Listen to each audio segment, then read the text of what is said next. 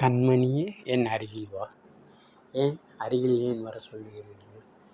உன்னிடம் ஒன்று சொல்ல வேண்டும். உன் கன்னம் பார்த்தா மாம்பழக் கன்னமாக இருக்கு. அதை கிள்ள வேண்டும் என்று தோன்றி. ஆஹா, மாம்பழம்!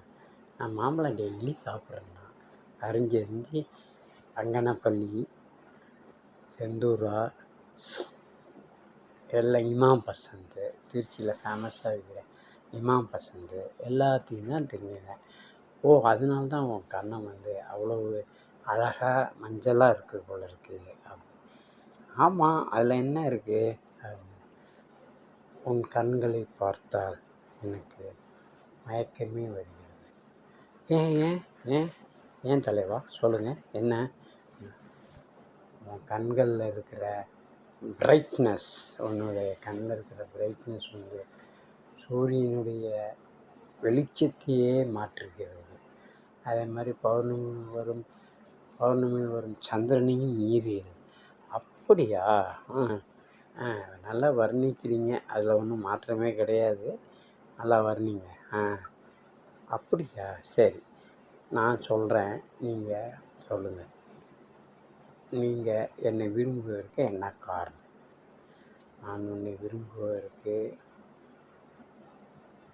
என் தாய் தந்தை மாதிரி நீ பார்த்துக்குவ அப்படின்றது தான். அதற்காக தான் நான் உன்னை விரும்புகிறேன். நீ நல்ல அருமையாக என்னை கவனித்து கொள்வாய் அப்படின்றதுக்காக தான். எல்லா சொந்தங்களையும் விட நீ நன்றாக கவனித்து கொள்வாய் என்பது தான் எனக்கு ரொம்ப சிறப்பாக இருக்குது. அதனால் நீ நன்றாக கவனித்து கொள்வாயா? அதில் என்ன கவனிக்கிறதுக்கு? என் தலைவனை கவனிக்கிறதுக்கு எனக்கு என்ன? நான் கண்டிப்பாக கவனிப்பேன் தலைவா. இந்த வார்த்தை தான் எனக்கு வேணும். அப்புறம் நீ மழையில் நனையாத. மழையில் நனைஞ்சேன்னா உனக்கு உடம்பு சரியில்லாமல் போயிடும். நான் குடை எடுத்துகிட்டு வரேன், அப்போ மழையில் நனை. குடையும் நம்மளை இணைக்கும் பாலமாக இருக்கும். வெயிலையும் நீ போகாத, கருத்துருவாது. நான் கருப்பேனா? கருக்கவே மாட்டேன். எப்படி சொல்கிற? நான் தான் ஃபேஷியல் போடுறேன். ஃபேஷியல் 2 நாளைக்கு ஒருக்கா ஃபேஷியல் போடுறேன். பியூட்டி பார்லர் போய் என் முகத்தை பாதுகாத்துக்கிறேன். அதனால் இந்த ஷேடோ இதெல்லாம் வரவே வராது. கண்டிப்பாக முகம் அழகாக தான் இருக்கும். முன்னைய விட உங்களுக்கு சிறப்பான அழகை நான் தோற்றுவித்துக்கான். அப்படியா கண்மணி? மிக்க நன்றி கண்மணி. நீ உன் நடை அழகை பார்த்தால் மானின் துள்ளல் நடை போல இருக்கிறது. அந்த மான் கூட மருந்து. ஆஹா, என்னடா நம்ம நடையை விட சூப்பராக நடக்கிறாளே அப்படியா தலைவா? நீங்கள் கற்பனையில் மிதக்கிறீங்க. நிஜத்துக்கு வாங்க, நான் எப்படி இருக்கேன்றதை சொல்ல. ஆமாம், கற்பனையும் நிஜமும் ஒன்றாக இருக்கிறது. நீ உன்னுடைய நிழலை நான் பின்தொடர்கிறேன். ஏன் தெரியுமா? உன் நிழல் கரெக்டான பாதைக்கு செல்கிறது. நீ சீர்தூக்கி என்னை திட்டுகிறாய், எல்லாம் செய்கிறாய். எனக்கு வாய்த்த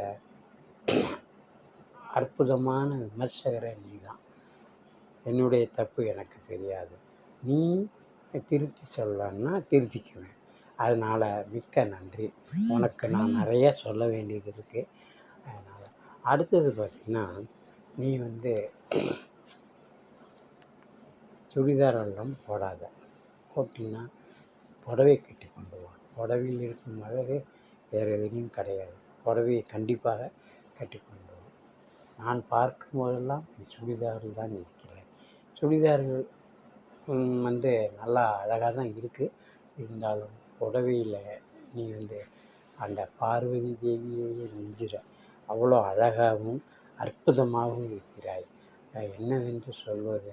நீ இவ்வளோ அழகாக இருக்கிய என்றதை பற்றி நான் சொல்லணும். அதனால் தலைவியே, நான் சொல்கிறத கண்டிப்பாக கேட்பேன் தலைவா. நீங்கள் சொல்கிறத கேட்காம வேறு யார் சொல்கிறத கேட்குறது? நிச்சயமாக நீங்கள் என்ன சொல்கிறீங்களோ அது கரெக்டாக இருந்தால் கண்டிப்பாக நான் உங்களுக்கு அதை பின்பற்றுவேன். நீங்கள் சொல்கிறத 100க்கு 100 பின்பற்றுவேன். ஏனென்றால் நீங்கள் அனுபவஸ்தர். ஆரோக்கியத்தில் உங்களை விட்டால் ஆள் கிடையாது, அழகில் உங்களை விட்டால் ஆள் கிடையாது. என்றுமே சூப்பராக நீங்கள் செய்கிறீங்க. நீங்கள் உங்களுடைய செயல்களை அற்புதமாக செய்கிறீங்க. நன்றாக சிந்தியுங்கள். நம் வாழ்க்கையில் முன்னேற்றம் தாருங்கள். போதுமா தலைவா? போதும் தலைவி.